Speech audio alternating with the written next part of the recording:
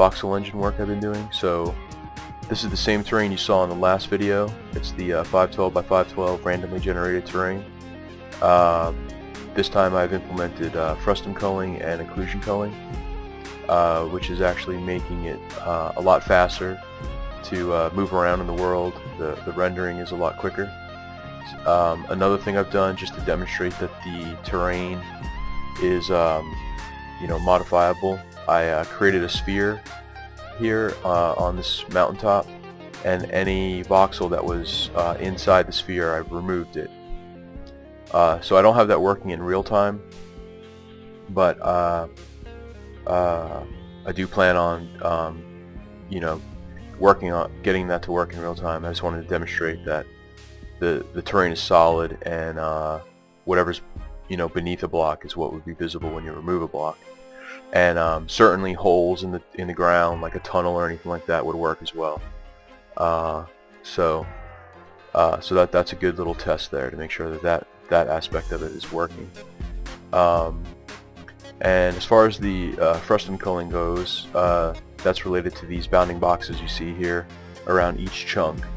And so I use that information to remove chunks that aren't within the the current cone of view. And then on top of that, as you can imagine, there's a lot of blocks and stuff that are behind other blocks. That's occlusion. So I'm using occlusion culling to remove those. And those two things combined are what's what has boosted the performance right now. It took a while to get all that to work. That's why there was sort of there was a large amount of time between the last video and now. And also I've been working on other things in the engine aside from just the voxel aspect of it, and there's other things that I want to do as well. So I'm going to continue to work on those, and I do want the rendering to be even faster. And I need to start getting my FPS counter up and stuff like that, so I can actually see what my frame rate is. But I can definitely tell by feel of moving around in this terrain that this is much faster than it was before. The next few things I'm probably going to work on is texture mapping, being able to load geometry from like a file, and really ultimately I need to get, as far as voxels go, I need to be able to modify the world in real time, be able to remove a block and place a block. So as you can see from this view, this is the solid kind of nature of this terrain. You can see the ground from the side, and just showing you that there's something below the ground. And the actual frustum culling and occlusion culling work really well when you're close to the ground, because it's able to remove a lot of stuff. But so if you were just a little player here moving around on the ground, it would work to your benefit.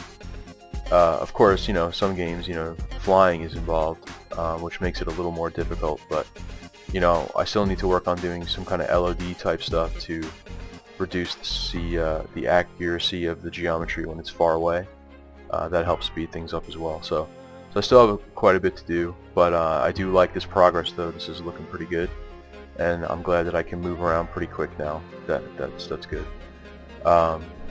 So yeah, so I'm gonna make another video hopefully in a couple weeks that'll show being able to dynamically remove a block and place a block.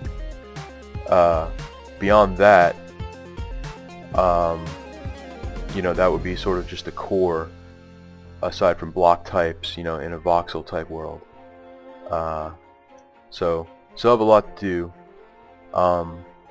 But leave a comment, if you're working on something similar, or right now I'm just working on this on my own. If you want to work together on something, that would be kind of interesting as well. So yeah, definitely leave some comments. I'd like to see what other people think or what they're doing as well. Alright, well, appreciate your time. Thanks guys. Bye.